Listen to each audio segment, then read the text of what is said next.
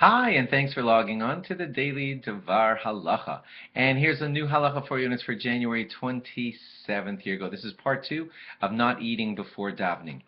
Part 2 is that drinking before davening is considered okay. It's not considered haughty to take some tea or coffee, and you can add sugar to the tea or the coffee. You can even add a little bit of milk.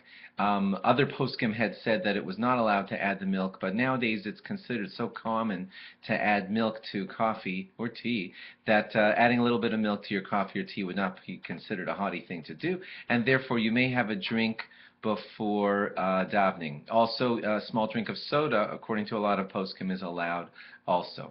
Now, when is it that this prohibition against eating before davening begins? And it seems quite clear that the beginning of that is alos hashachar, the crack of dawn, which according to most of the rabbis is 72 minutes before the sun comes up. 72 minutes before the sun comes up, that's when you're not allowed to eat before davening. Now, what if someone started a meal for whatever crazy reason 82 minutes before the sun comes up, and now they're arriving at 72 minutes before, and they're still in the middle of snacking? So the halacha really is that you're supposed to stop the eating that you started before the crack of dawn and end that eating at the crack of dawn. That's the way the halacha is. Now, you don't have to abide by the Zohar. Most poskim say that we don't follow the Zohar anymore. The Aruch HaShulchan does.